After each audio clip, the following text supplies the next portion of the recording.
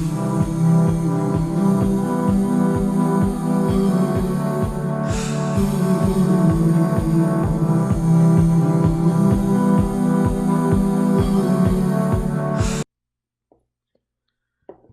hello everyone. This is Dwayne Miller with Matsadi.com Ministry, and I wanted to talk today about something that I read recently that is very disconcerting and dangerous. And the topic is related to how modern ideologies are finding their way into new Bible translations.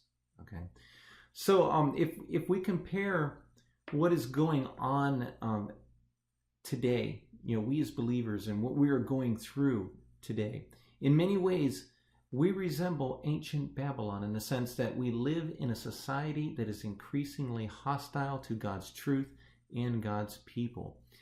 Now, it's difficult to describe the level of deception that is taking place today that can fully capture the reality of the situation. And now the United States is neither Israel nor Babylon, but both cultures face problems that are direct parallels to today's situation. Many today are wandering from the faith due to many intellectual arguments, due to a worldly indoctrination that is taking place every day in our lives. And this is especially true for those who spend a majority of the day watching television or even news, depending on which news station you're looking at, whatnot. One of the biggest issues is not being prepared and being very critical in what we watch, what we see, what we believe, what we hold to be true. Many believers are unprepared to face the beliefs of our society today. For example, one, faith in, this is society. This is what society thinks. One that is that faith in God is a personal, private thing with little to no bearing on the public sphere. Two, all religions are valid paths to discovering one's own fulfillment. Three, the purpose of life is to enjoy yourself by finding what makes you happy over against what family, church, or society tells you. And four, the human person can be reinvented and recreated in line with whatever identity a person chooses. For example, gender neutrality or fluidity. We know that these are back in 2017, that these were huge in society, in our culture.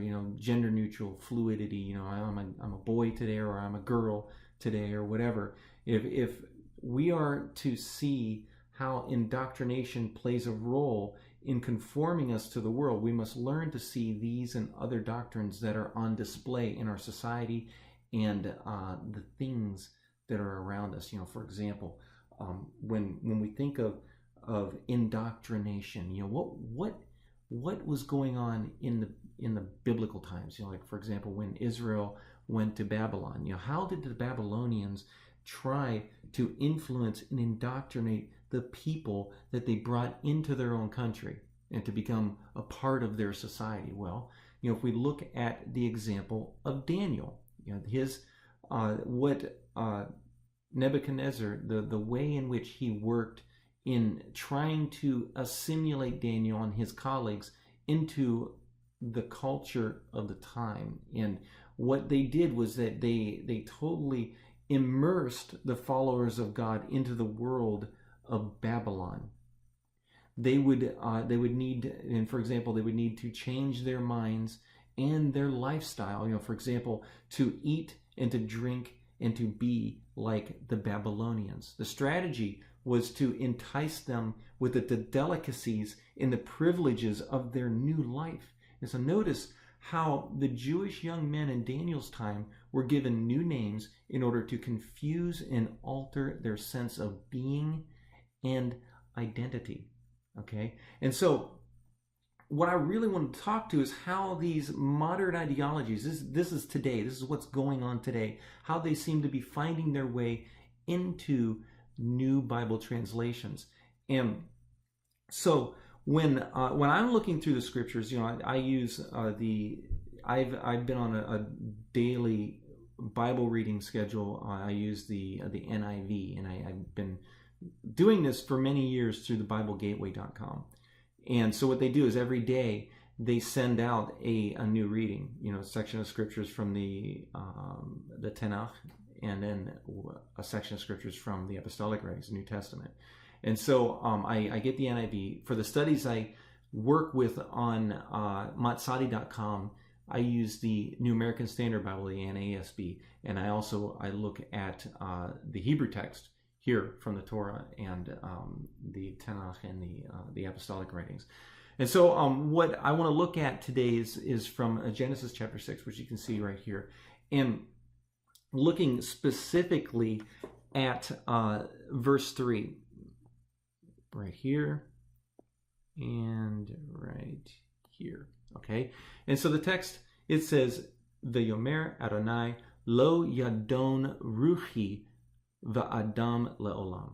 Okay, so what the Lord is telling us here is that it says that the Lord said that his spirit, he says, my spirit will not contend with man forever. Okay, and we want to pay particular attention is right here, this word Adam. Okay, that's the word for man. Even here, Benot ha'Adam. Okay, so the daughters of men. Okay, so when you look at, for example, the New International Version, the NIV, typically you see this translation as "my spirit will not contend with man forever." Okay, and or we see in verse 2 that referring to the sons of God took from, or saw the daughters of men, Banot ha'Adam. Okay, they saw the daughters of men, and they saw they were good, they're beautiful, and they took from them whatever they chose, stuff like that. So this is the translation. This is what I understand. These Hebrew words, this Hebrew text being translated into English. Now, what I noticed was that the New Bible Reading had started this year recently, and as I went through Genesis chapter 6, this is what I found. It says when human beings begin to increase in number in the earth and daughters were born to them, the sons of God saw the daughters of humans were beautiful, and they married any of them they chose. And the Lord said, my spirit will not contend with humans forever, etc. Okay, so what's really interesting is how that last year I didn't see this. I didn't see the word humans being translated instead of man. Okay, and what I find here, and what I believe is going on here, is that we have to as the children of God, we have to be very discerning and wise in our understanding on how the world works and how the evil one works.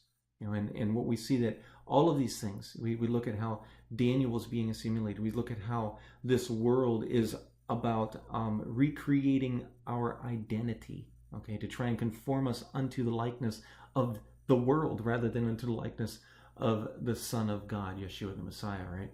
And all of these things are taking place at ever increasing levels in our society, and beginning with the written scriptures themselves. Look at this here.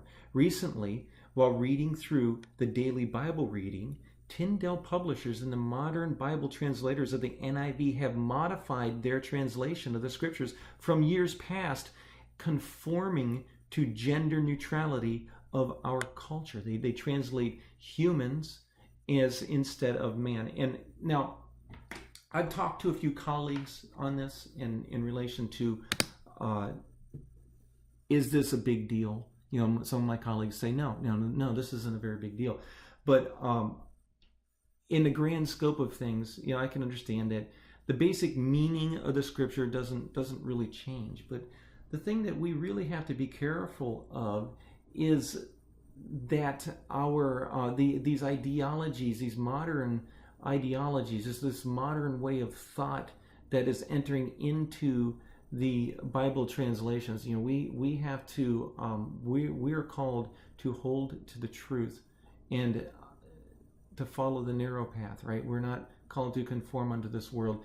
And to me, it seems like a great travesty for the translators and Tyndale publishers to turn around and modify the biblical translation, the biblical text, to conform to society. And in my opinion, that's exactly what's going on here. So what the Tyndel publishers have done is they've taken and they've changed man to human in order to choose a more gender neutral role within this text here. I think that's very dangerous. And these are the things that we really need to pay attention to in these last days. And so if you guys have any comments on this, I would love to hear your comments. Leave the comments in the YouTube channel, or I'm not going to post this on the matsadi.com, but go ahead and leave it in the YouTube channel. Send me an email. You can find my email, matsadi@gmail.com. Okay? And thanks for listening. Bye.